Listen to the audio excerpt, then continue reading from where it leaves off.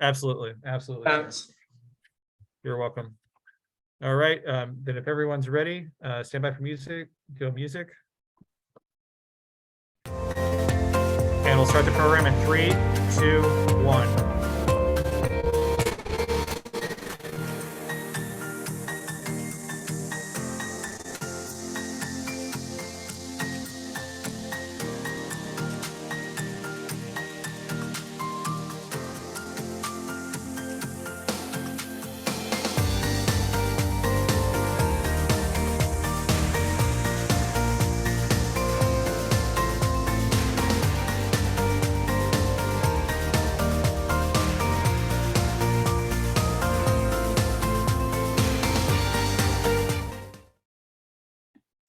Good afternoon, and welcome to an important conversation on what the next decade of US Caribbean Energy Corporation might bring. I'm Melanie Chen, a board member at the Atlantic Council and the founder of the Caribbean Initiative at the Adrienne Asht Latin America Center. I'm delighted that we are joined today by a distinguished guest, the Honourable Stuart Young, Minister of Energy and Energy Industries from the Republic of Trinidad and Tobago. Minister Young, welcome, and thank you for joining us. Since Minister Young was elected to Parliament in 2015, he has served and led several key ministries, including Minister of State in the Office of the Prime Minister, Minister of Communications, and Minister of National Security. In 2021, he was appointed Minister of Energy and Energy Industries, where he has since led the continued development of Trinidad and Tobago's energy sector, including its natural gas reserves and improving energy efficiency across the country. Most recently, Minister Young participated in the US Caribbean Energy Security Action Committee with his Prime Minister, Dr. the Honourable Keith Rowley, who co-chairs the group. Prior to holding public office, Minister Young was a practicing attorney. He has been admitted to the bar in Trinidad and Tobago, England and Wales, Dominica, and Antigua and Barbuda. Minister Young, thank you again for joining us. Today's discussion comes at a critical moment for Caribbean energy security. Due to Russia's invasion of Ukraine, global energy prices have soared. Most Caribbean countries are import dependent on fossil fuels, which has meant that already high electricity prices in the region have increased. Currently, some Caribbean citizens are paying almost double or triple the average of their counterparts in the United States. This has led many Caribbean leaders to aggressively pursue their energy transition, hopeful of driving down electricity prices that are a daily burden on the cost of living. As a result, investments in the renewable energy space are growing, but the reality is the region still houses significant hydrocarbon reserves, particularly in Trinidad and Tobago, Guyana, and Suriname. Use of these reserves can potentially help support short-term energy security, overall development goals, and provide the needed capital for countries to invest in their energy transition. This interplay between oil and gas and the energy transition is complex and worthy of further discussion. This and more, including the role of the US government, US companies, and multilateral banks in this space, will be part of today's discussion. The first conversation of our broader work over the next year with the Caribbean Initiative and the Global Energy Center to support and strengthen regional energy security and efficiency. Shortly, I'll turn it over to Minister Young, who will give keynote remarks. After, the Senior Director of the Adrienne Asht Latin America Center, Jason Marzak, will introduce our other speakers and moderate today's discussion. Minister Young, over to you. Thank you very much, Melanie, and thank you to the Atlantic Council for arranging this all-important discussion during the course of today. I think one of the things that we're looking at, as Melanie quite aptly outlined, is the world in the last 9 months has realized how critical energy security is. Energy security has become one of the key items of priority for most governments in the world, and that is marrying straight into food security. one of the good benefits of what has been happening in the past few months is that the CARICOM region, Caribbean, as well as other CARICOM members, have gotten the opportunity, starting with the Summit of the Americas, to engage directly with the highest levels of the US government in discussions.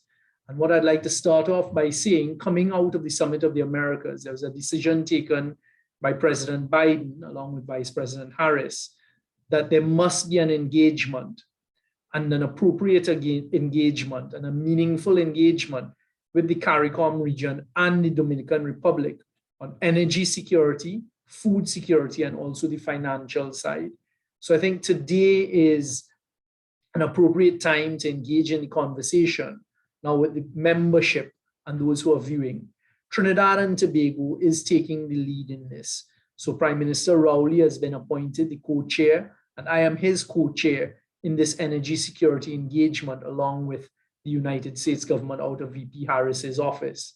Trinidad and Tobago, as you may know, is a small twin island state, just 1,980 square miles, but we have been a player in the hydrocarbon industry, over 100 years of exploiting oil, and the last 2.5 decades, we have become a significant player in the gas side of the hydrocarbon fossil fuels.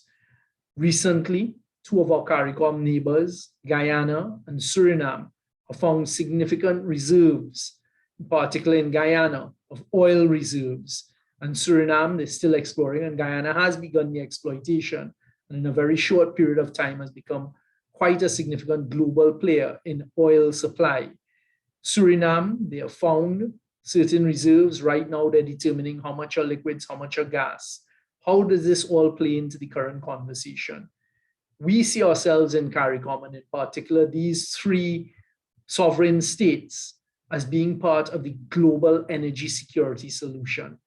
Trinidad, we've spent significant time, in particular in this year, ensuring that we're being heard at all levels of the decision making, both in North America, the United States, as well as in Europe, because we are poised in Trinidad and Tobago with a lot of unique opportunities, especially on the gas side. And when I say gas, half of our gas production is used in the production of LNG.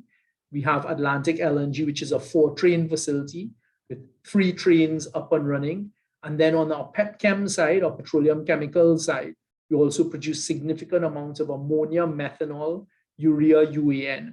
And as we all know, within recent times, and in particular post February 24th of this year, fertilizer and ammonia have become more essential in the global conversation that's taking place.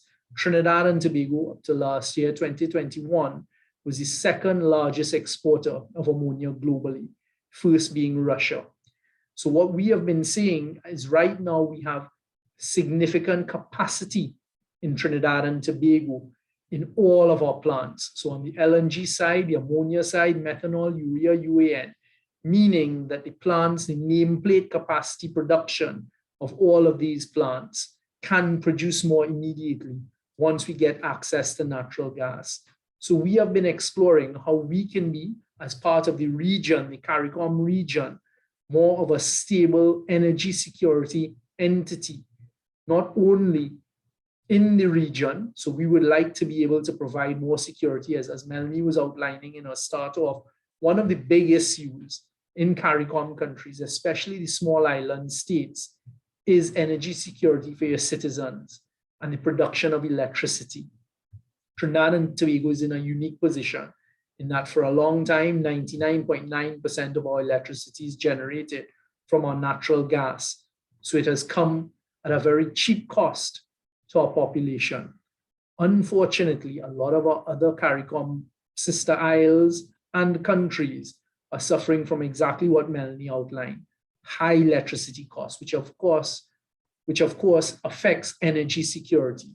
How can the United States work with us? Trinidad and Tobago is going to be working with Guyana and Suriname to step up in the hydrocarbon area and to do so in a responsible manner. So for example, this morning I started off my day in conversation in a meeting with one of the largest ammonia producers in the world. And two critical parts of that conversation were, how are we going to clean up the production of ammonia and move to blue ammonia, carbon capture, sequestration, utilization. And then also, how do we help through the use of the additional capacity in their plants to provide ammonia, to provide better food security outside of there. The role that we've been discussing with the United States in particular since the Summit of the Americas and these direct engagements with the Energy Security Committee that has been set up is what role can the United States play in the CARICOM region and how can we also assist? As I was saying, a lot of our small island sister neighboring countries are suffering from what Melanie described as the high cost of electricity. Sometimes the renewable side, the margins, we all know at the end of the day, it's the financial side that makes things happen. The margins just aren't there. When you're dealing with a population of under 100,000 or a population of under 200,000, how do you get the types of rates of returns to put down the plant and infrastructure for example, solar power or wind energy? Some islands have been talking about use of thermal energy for decades now. And simply the financial side isn't there. You've had it in the Dominican Republic because of the huge amounts of land space. So that's the second part of the equation. For solar, as you know, you need a lot of land space. Again, in some of these smaller island states, you simply don't have that type of land space. So we've been speaking to the United States, and where I think in particular, over the next decade, a lot of the conversation, effort, and energy, no pun intended, would be focused is how can we work with the United States, in particular, the multilateral lending agencies, and also those who have the type of capital they're willing to invest to put together programs and to put together projects where we may be able to utilize renewables to spread more of an energy security throughout the Caribbean states. But this is a conversation that requires a lot of feasibility studies, and quite frankly, we don't have the sort of time that we need for that. So one of the initiatives we're looking at, and again, we think working closely with the United States, we'd be able to marshal the resources, are the resources of Trinidad and Tobago, Guyana, Suriname. How can we put these resources to work, bring them to market as quickly as possible to then assist CARICOM region? And my vision personally is our Latin American partners as well, who require that energy security in terms of ammonia fertilizer, but also LNG. And how can we utilize the current capacities in Trinidad and Tobago, the resources in the CARICOM region, Barbados? We seem to have found resources in the deep waters of Barbados, just off and outside of the maritime border with Trinidad. So if after further exploration, testing, appraisal, there are resources that can be utilized there and brought to market, how do we get that to market as quickly as possible?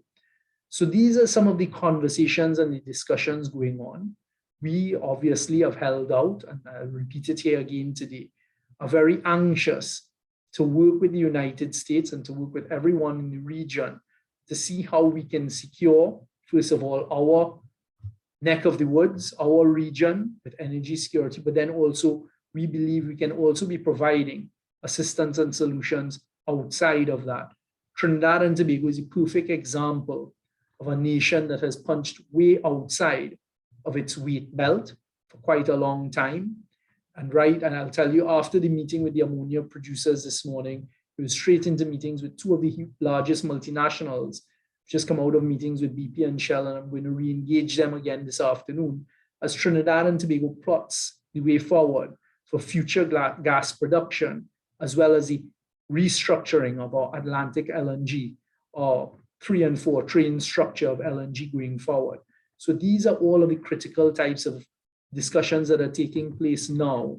And I think if we engage and work together, there will be a lot more benefit for the region, because if we can provide energy security and stability, first of all, for the CARICOM region, so in some of the other islands, Jamaica, for example, wants to utilize more LNG. Some of the other islands are talking about smaller LNG regasification plants. Can that infrastructure be put down there to assist them with their domestic energy needs, etc.? And Trinidad and Tobago, we have as part of our policy, and in particular, when we're looking at the restructuring of Atlantic LNG, to be able to provide LNG throughout the CARICOM region.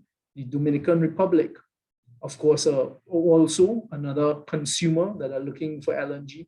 And we've had many, many conversations with some of our friendly countries, some of our neighboring countries in Latin America who both want that side of energy security in LNG, but also the ammonia and fertilizer side as well. So it is really that there is a basket of opportunities, but the decisions we take now, so for example, help us with the CCSU in Trinidad and Tobago, help us with the further development of the resources, the critical resources in Guyana and Suriname. And I will say this very briefly in passing. Trinidad and Tobago is in a unique position compared to any other country in the world in that we have that existing immediate capacity on the ammonia, methanol, and other petchem products, as well as the LNG. And all we need is access to additional natural gas supply. And we are right next door to immediate proven reserves of natural gas in Venezuela. We share some cross-border fields that we're going to start producing what is on our side, but also there are some fields that nearby 15 kilometers of pipeline. That's all we need to bring that natural gas to Trinidad and Tobago to be part of the global solution for all of these energy crises that are taking place. Our LNG supplies from the first 5 months of this year, 40% went to Europe as opposed to 20% in the comparative period for last year. So these are some of the things where we know, as small as we are, working with our CARICOM neighbors, working in particular with the United States, who has always been our strongest ally and one of our best allies, we will be able to provide regional energy security. And I'll just end on the note that one of the things, so there were two things that we're working together on in the energy security space, along with the United States government actively coming out of the Summit of the Americas, teams that have been set up. One is how do we get the financing, how do we get the ability to help in the smaller Twin Islands, the smaller states, smaller countries, Caribbean countries that make up CARICOM, to bring renewables and renewable resources, knowing that the financial side won't always be there. Of course, what I've left out is, of course, we suffer in this region from the direct effects of the climate change. So some of the decisions we're taking now in Trinidad is to clean up the energy sector. And I just alluded to that earlier. I mean, there's a lot more that can be said in that space. So that's the first area that we're working with the United States. And we need that to happen a lot quicker. I've also been advocating that the richer, more developed countries in the world have a responsibility, not only to provide concessional financing. Sometimes the small island states can't afford it. I mean, you have an island like Dominica, one hurricane passed through a few years ago in 2018 and wiped out over 50% of their GDP in literally one fell swoop. How do they then recover to even repay their concessional loans? There is a responsibility globally for the richer, more developed countries to come forward and provide grant funding to get some of these projects off of the ground so that they can provide better energy stability. The truth is, globally, the more countries that we can all get onto a stable platform in the energy security space, the better it's going to augur for the wider spectrum of countries outside of that. I think I've exhausted my time in my opening presentation, and you all will forgive me for that. I can go on and on. But I'm really happy for the opportunity, JC, Melanie, Atlantic Council, to be here today. And just before I end my feature address, I'd just like to congratulate Atlantic Council on a bold, brave initiative that you all are about to launch, that we are fully supporting in Trinidad and Tobago, and I dare say the CARICOM region.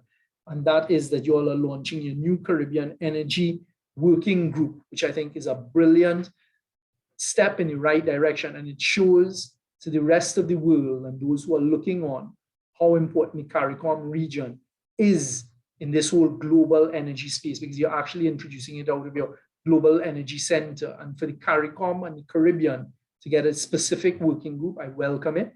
I thank you all. I think your timing is impeccable. And it's something you certainly will have my full support on, and that of Trinidad and Tobago. I'm sure all of the other CARICOM members as well. Thank you. Thank you very much, Mr. Young. I appreciate that, not only your acknowledgement of the work we'll be starting with the Energy Working Group, but but also your incredible insight on how to advance energy security in the Caribbean and the broader role of Trinidad and Tobago, both for the Caribbean, but also the role in broader energy security for the hemisphere writ large. You gave a number of different incredible points of insight, which we'll tackle as part of our conversation that will be coming up with our panel. A number of questions that I now have for you based on your comments in this opening address. I want to first turn beforehand to David Goldwyn. David's a non-resident senior fellow with the Adrienne Asht Latin America Center. He's also the chair of our Global Energy Center's Energy Advisory Group, and he'll provide some scene-setting reflections on U.S. Caribbean energy cooperation. We've worked with David over a number of years on this topic.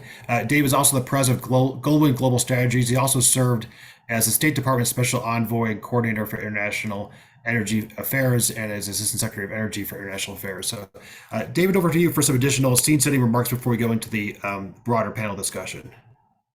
Great. Thanks very much, Jason. And congratulations also, I think, to Melanie for her leadership in this effort. And a real privilege to be here with Minister Young and with Pep and Fernando.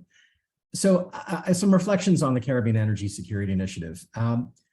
While the U.S. has had really longstanding cultural and economic and diplomatic ties to the Caribbean, the reality is that the level of that engagement and the effectiveness of it has been kind of episodic. So that's why the Caribbean Energy Security Initiative, when it was launched in 2014, marked a real landmark change in U.S. engagement.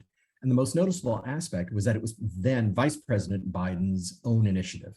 And having diplomatic engagement at the vice presidential level is really indispensable in our system to command the attention of all the other U.S. agencies that have programs that can contribute to energy and climate.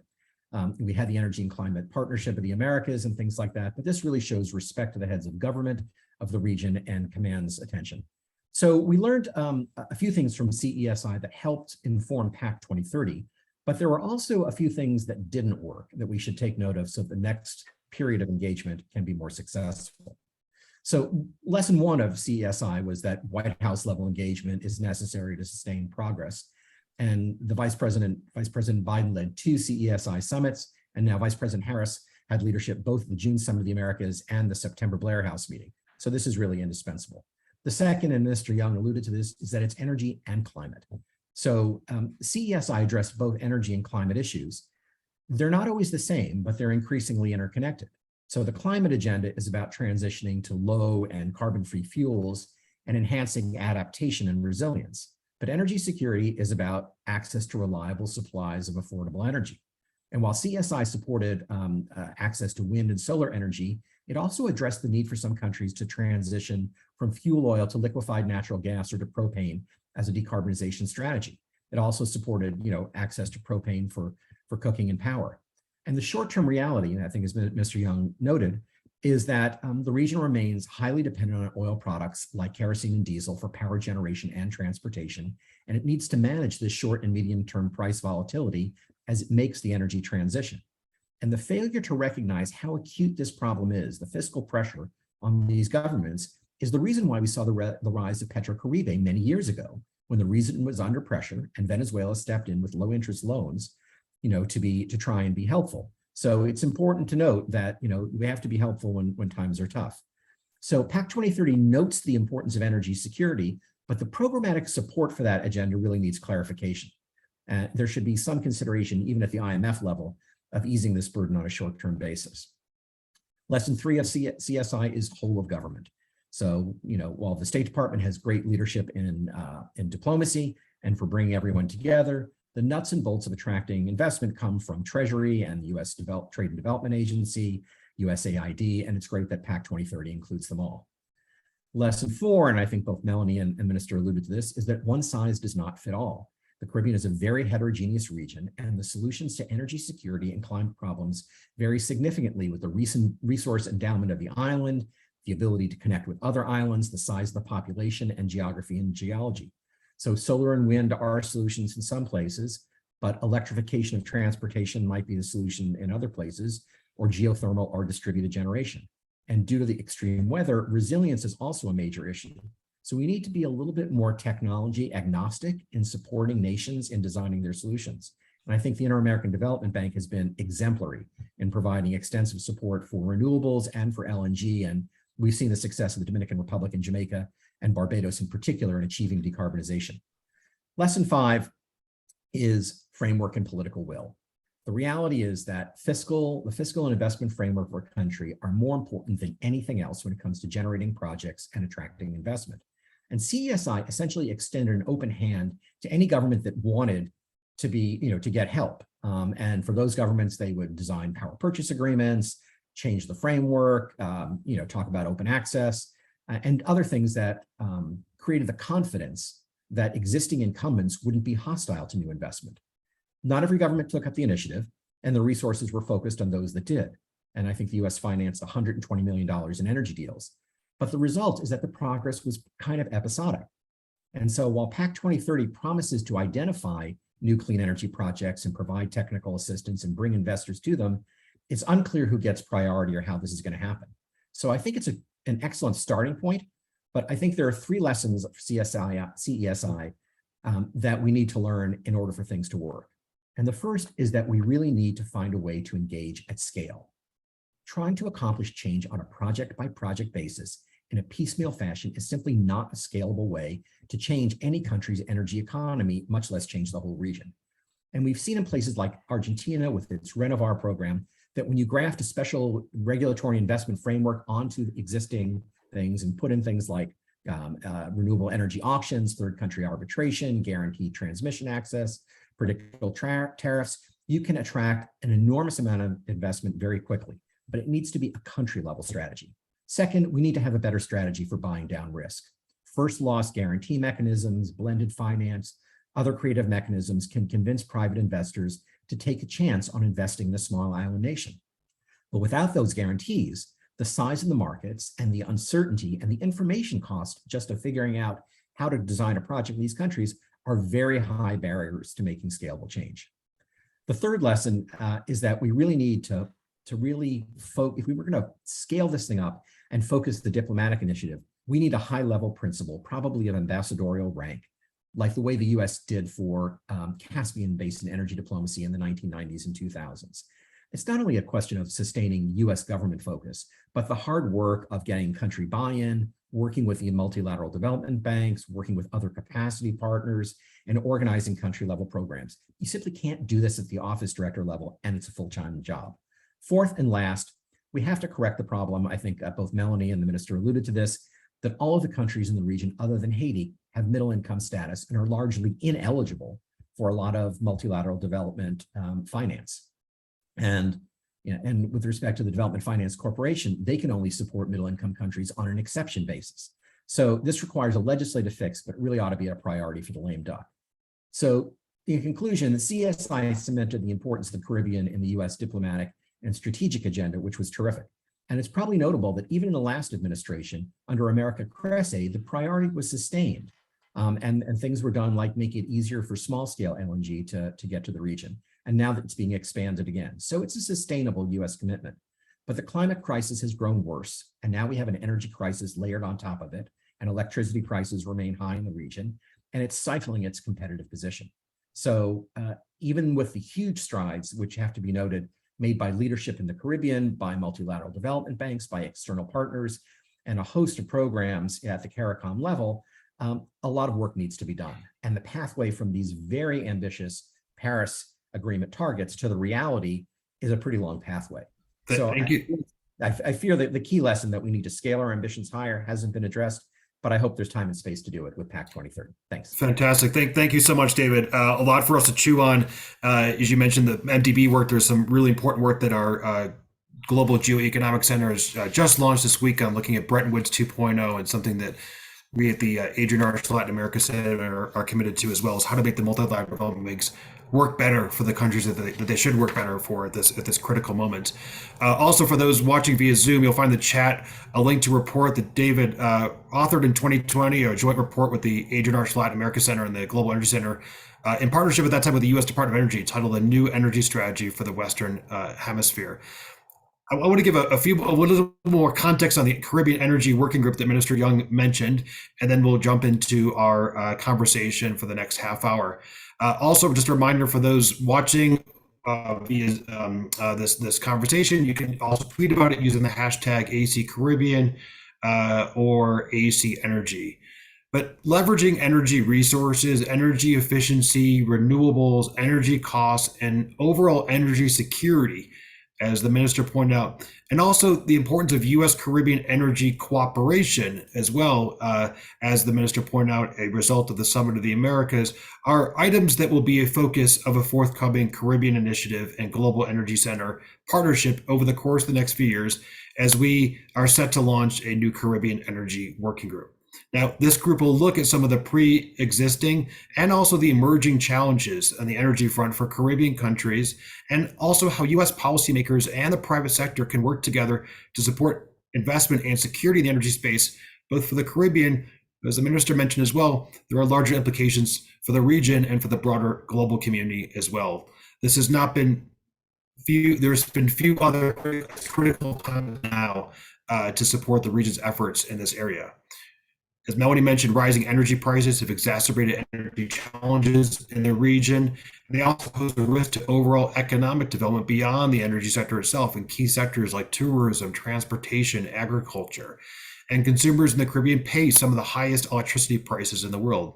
So this is something that U.S. policymakers have also recognized, and a key reason why energy security is a pillar of the Partnership to Address the Climate Crisis 2030 that Vice President Harris announced at this year's Summit of the Americas.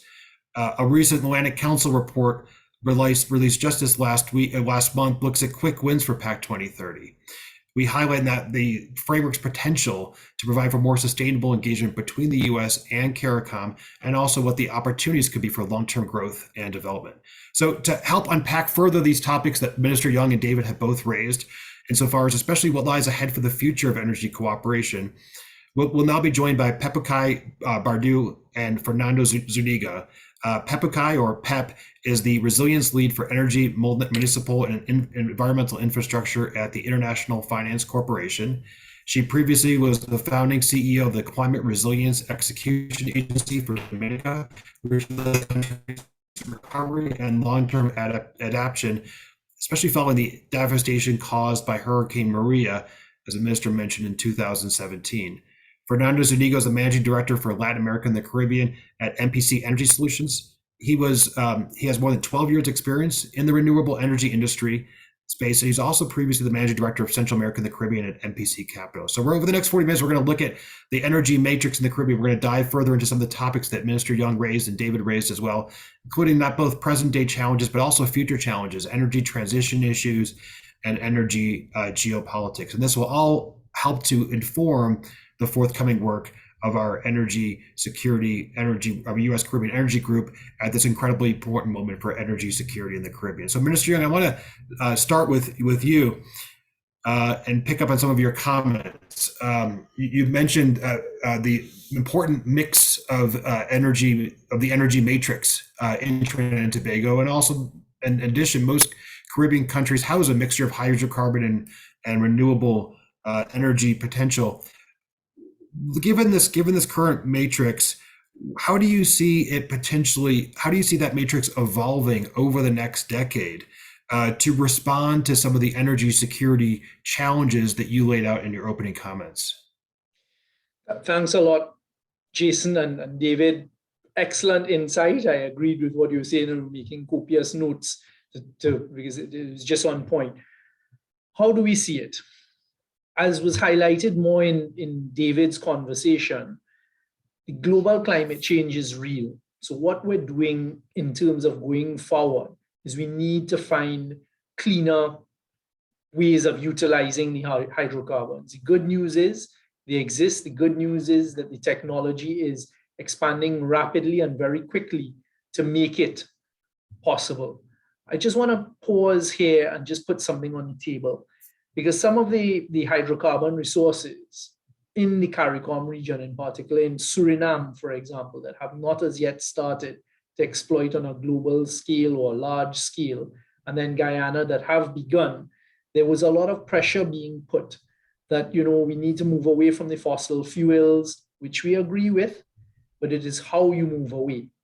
And I just want to put on the table that another thing that the energy crisis brought home to me and the Russian invasion of Ukraine is when I look at Europe, how quickly Europe, who were one of the main proponents of, listen, hydrocarbons are bad and we have to move away and we need to speed up the energy transition. Every single one of the European countries that has coal plants for the production of electricity has started back using them and has expanded their lifespan to do it. So it shows that it is easy to say these things. And what we believe, and we think we're at a good stage in the CARICOM, because you're now looking at investing for the future, and in the island, in the CARICOM countries that are now getting into the space of developing their hydrocarbons and exploiting it, you utilize the right technology. So gas is going to be around for decades. So how do we utilize the gas? When you're making it into ammonia and methanol, there are now new products, new technologies. Ammonia can be a transporter for hydrogen. Everyone is talking. Last week, I was in Washington, D.C., Invitation Department of Energy, speaking about hydrogen. Ammonia is one of the products that can move hydrogen. How do we clean up the ammonia? How do we clean up the hydrogen? So these are some of the exciting things taking place. So Jason, what we're looking at is getting the right balance as we continue to exploit and develop the hydrocarbon resources. We must do so in a responsible manner.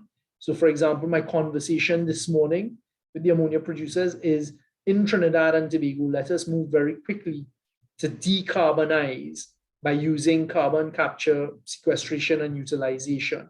You have a province that has been exploiting oil for over 100 years. Right now, we're studying where can we re-inject carbon.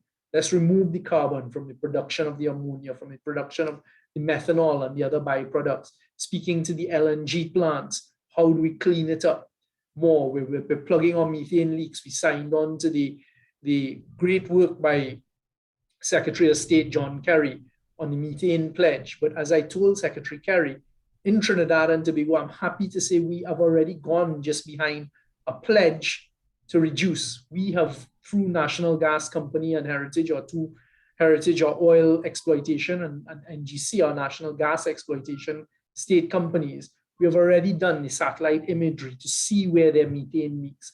Now it's to plug those leaks, is to see how we can monetize some of the leaks if there's that possibility. These are some of the things we need to do, utilizing technology, the decisions that we're making going forward. We have to clean up the use and the exploitation of our fossil fuels in the CARICOM, but how do we also assist, exactly as yourself and David were saying, some of the other CARICOM states and Caribbean states that are still on the diesel and still on the kerosene use, etc. How can we utilize the current hydrocarbon resources to assist them for their energy security and in a cleaner manner? And that's where the United States comes in. And David was making some great points. I'll only touch on one, which I made a note of. We need to engage at scale. That is a critical point for us in the CARICOM region. What works in a large developed country like the United States and some of the others in Europe, etc., is not going to work. That formula doesn't work in the CARICOM. How can we work with the United States? You talked about the multilateral lending agencies. As I touched on, it's not only about concessional financing, and thanks for correcting me, Hurricane Maria was in 2017. That was the hurricane I was referring to that wiped out over 50% of Dominica's GDP. So how does Dominica now repay these multilateral agencies? We are pleading in the Caribbean as these middle-income countries, not only for access to that multilateral loan financing from the IFC, etc., but if there are circumstances where this global climate change has affected our ability to earn our income or tourism with COVID, etc., we are asking for special conditions to assist in the repayment. And that should give us a break, as we say, a little breathing space until we can catch ourselves. So those are some of the important concepts. But in a nutshell, Jason, we need, moving forward in the exploitation of hydrocarbons in the region, to utilize the better technologies to ensure it's cleaner energy. And I can guarantee that is where Trinidad and Tobago is. And I want to move it from policy to implementation so we can do our part in, one, providing the products, but two, cleaner and better products. Fantastic. Thank you so much, Minister. You referenced David's comments on engaging at scale. You also mentioned at the beginning the fact that the margins aren't there. So it's this idea of how to engage at scale to make sure that the margins are actually there. Let me move to you, Pep. The Minister raised the question of how to assist other Caribbean countries and the current kind of matrix across the Caribbean. So I want to ask you on where do you see not only the current state of of the Eastern Caribbean energy matrix, but also how do you see that energy matrix evolving over the course of the next decade? Thanks very much, Jason. Thank you so much, Minister and David. Both have raised excellent points. Minister, if I may, Dominica lost 225% of its GDP. So as you say, I couldn't remember the exact one. Thanks, Pep. Correct. It's worse. Exactly. So how do you recover from 200+% of GDP? We can have a long conversation about that, but maybe back to Jason's point. And again, Minister, excellent stage setting.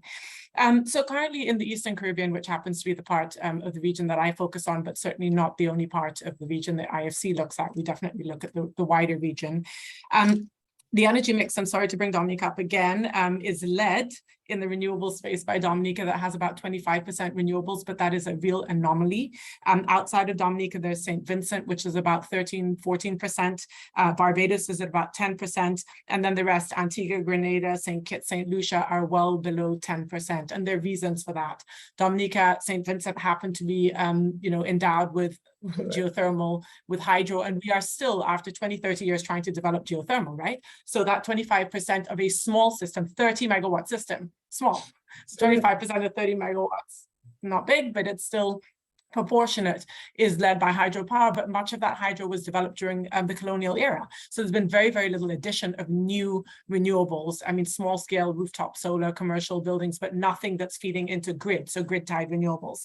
So that means that despite our countries being endowed with solar, but also with wind, onshore in some places, but offshore in many places, we're not really able to transition. And this goes to David's point, which is there are very high targets in some countries. Antigua, I think, is about, some countries are aiming for 100 megawatts, some are aiming for 50% of their system. Some, like Dominica, Barbados, are aiming for 100% of their system renewable by 2030. So that's great ambition. And one could argue, what is it going to take, to your point, Minister, to move from policy, ambition, goal setting, commitment to actual delivery? Definitely scale is part of it, but I also think there's a piece that's missing from this equation. I'd love Fernando to jump in here. I know he'll probably speak to this, and that is thinking not just in terms of slicing the pie by renewable technology. I have seen energy policies that are saying, for a 20, 30, 40, 50 megawatt system, we want solar, we want wind, we want municipal solid waste, we're looking at biomass, we're looking at offshore, we're looking at ocean thermal. I need say no more, right?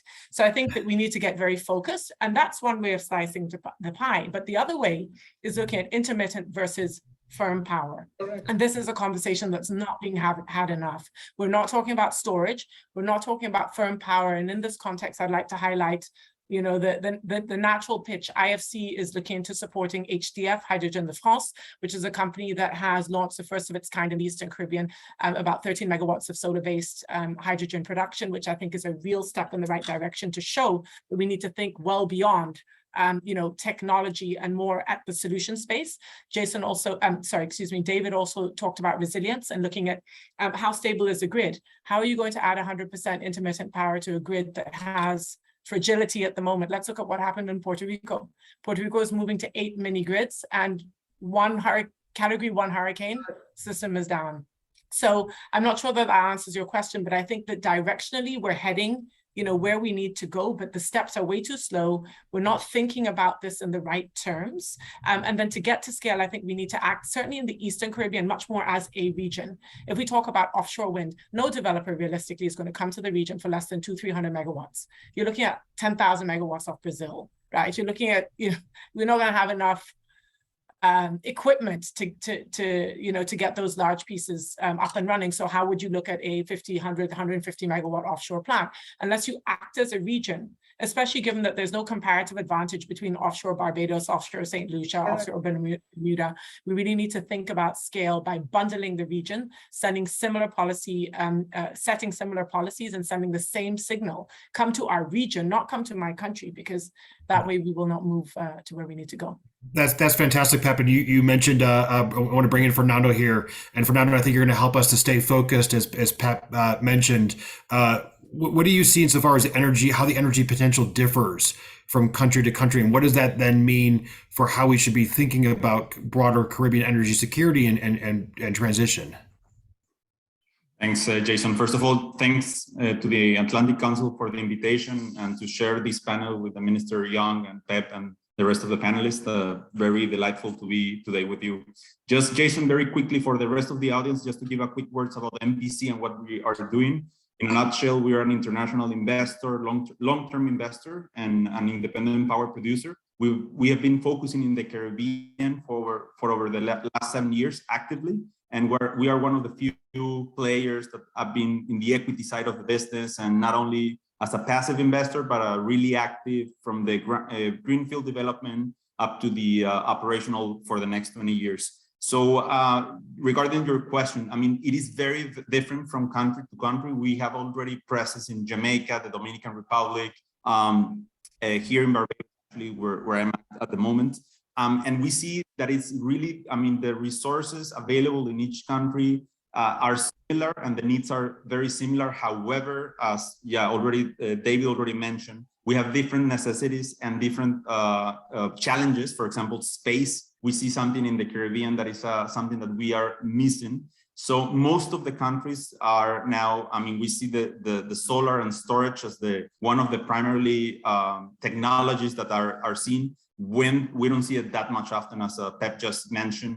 Offshore would be ideal. However, we need oil for that, and the needs on the islands are still not there. So there are some activities and initiatives in Aruba, for example, on the onshore wind, in the Dominican Republic, but you have a bigger demand. It's a bigger island. But what we are seeing at the moment in these different islands is that there's the policy, there's the interest from the local institutions. However, we as an investor, we still lack, or we see a gap, sometimes a black box, how we can actively on a scale basis implement renewables, because there's a lot of potential. However, we still are feeling some gap in the policy in some of the countries.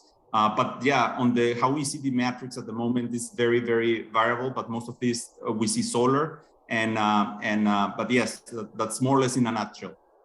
Thanks, Fernando. David, I want to turn back to you on the U.S. side, and then I'm going to go back to Minister Young. But you mentioned you mentioned the 5.5 lessons from SESI and 4 lessons as we're looking forward. But I want to drill down on two items you mentioned. One is, which is critical, is how do you make energy initiatives from the U.S. long term, right? This is, I think, you mentioned that I think episodic might have been the word that you used at one point about kind of our energy engagement with the Caribbean. Lots of great momentum coming out of the Summit of the Americas. Minister Young, Prime Minister Rowley co-chairing the energy group, focus from the White House, the VP's office. But how do you make these initiatives long-term, because the solutions are not going to come about necessarily in just 1 year, 2 years, one U.S. presidential administration, potentially not even 2 presidential administrations. So what's the key to making it long-term from the U.S. engagement side? And then also you mentioned, David, the importance of engaging at scale.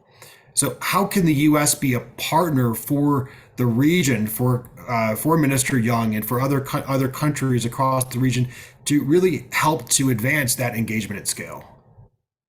Thanks, Jason. And I think those two questions are really linked. I mean, administratively, bureaucratically in the U.S., I think part of it is having an office, sort of like we had with Caspian Basin energy diplomacy over almost 30 years. Ambassador Morningstar led that, and others. So there is, a scaled up home whose job it is to do this convening and aggregation of the multilateral development banks and investors and others. But I think the real key to making things sustainable is sustainable programs. And, I think as Pep was pointing out, we need to find a way to aggregate demand among the sub-regions, and even the Eastern Caribbean versus the Western Caribbean are very different. But we need to aggregate, whether it's electricity demand or aggregate gas demand. We need to get all of the U.S. government parts to leverage GFANs, the commitment by all these banks that they were going to put money in there. But you got to put the banks together with investors, and you've got to design policy instruments that will live over beyond one administration, like a first loss program or a concessional finance program or a technical capacity program. It's program that lives on, and policies that live on more than people. And I think we need these programs at scale, as I think we heard from every one of us has said. So that might be it might be both country level programs but also regional programs to attract demand. And the US plays an indispensable role here because the information cost for investors is very high.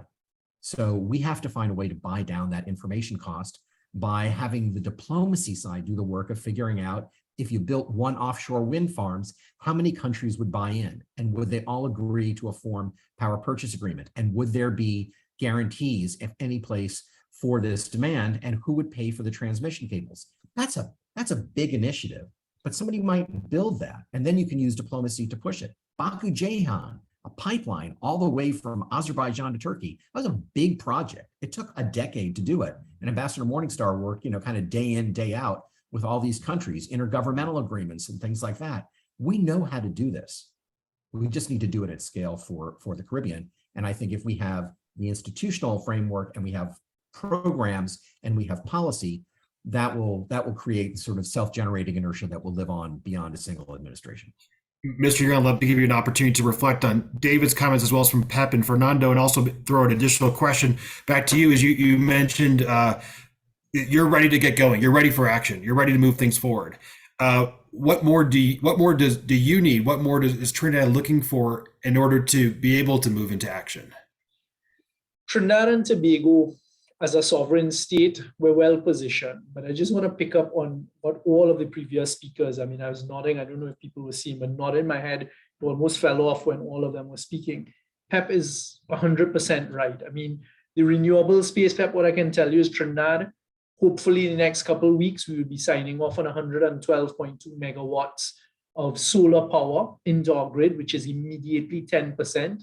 And it's huge. But as you said, when you're looking at size to scale, so Dominica may have X%, but it is a small in the larger scheme of things.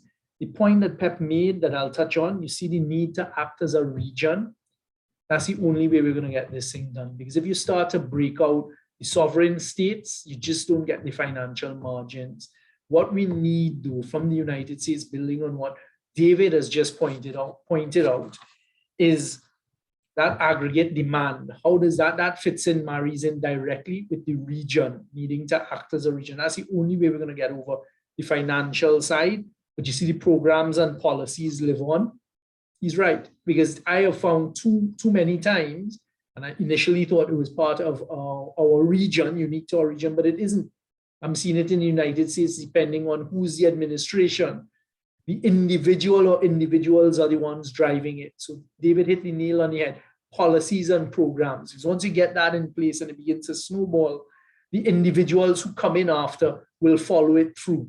And the question to Pep and then marrying people like Fernando, I remember when MPC first came and I was waiting to hear what was their start date, and it married into exactly my experience.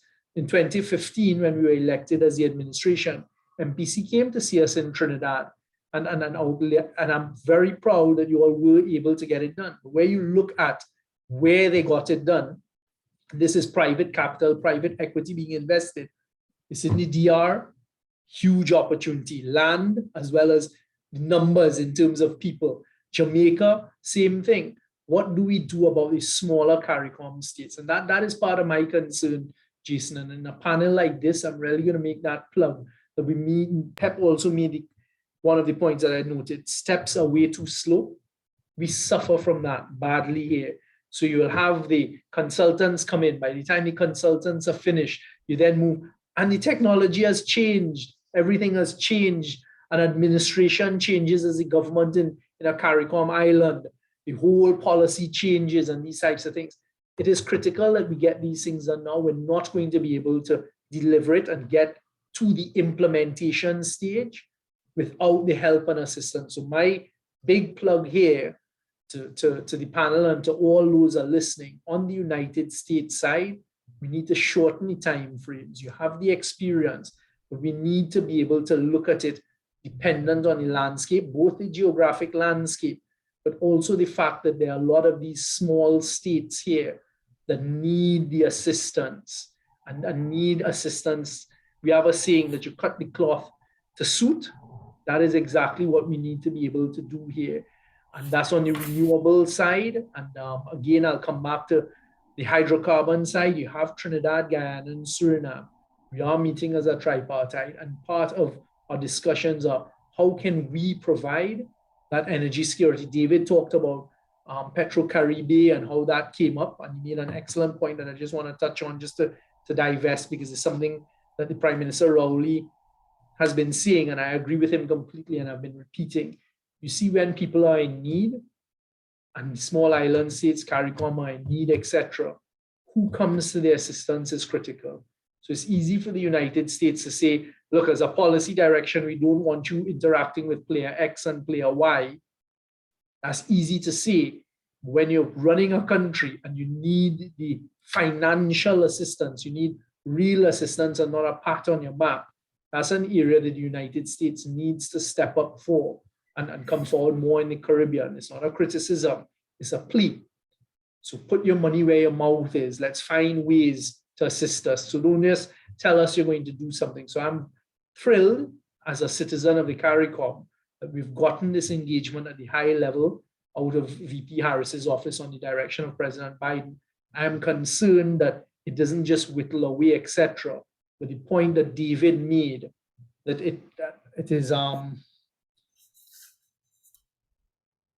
the point that I can't find it in my notes right now, but the point that David made, when you're in need, who comes to your assistance? That's critical. And that's where we need the multilateral agencies, etc., PEP to really come forward, because you have the MPCs, but unless, and maybe it's a marrying of everything, maybe it's a combination of everything. And that's how we see it. But we are here and we need the help. Thank you so much, Minister. I want to, looking at the time, we just have about 3 more minutes here. So I want to give Fernando and Pep an opportunity to respond to those comments, and especially, and maybe I'll start with Fernando this time, especially the role of the private sector, which is absolutely fundamental to moving forward all the issues that we've been discussing. So Fernando, let me give you a chance to speak about how you see the private sector to work with governments and really accelerating. And then Pep, I'll give you an opportunity to have a similar question, but also specifically with regard to the IFC and the multilaterals. Sure, Jason. Actually, just as rightly Mr. Minister Young mentioned, I mean, MPC, we have been already for a long term, and they're always asking for help for the government. In our case, actually, I can say and proudly say that we have had a successful journey. I mean, we've been one of the first green companies to be listed in Trinidad and Tobago in the stock exchange in Jamaica. We do have all the interest from the local investor, because for us was that important. We don't just want to bring money from the local interest from Trinidad and Jamaica. And for example, one of our largest investors is the Teachers Credit Union from Trinidad and Tobago, some pension funds locally from Jamaica as well. So that tells us that there's interest and there's skill exactly to do the things. And now it's time for us to deliver, to bring and prove the concept that this is possible.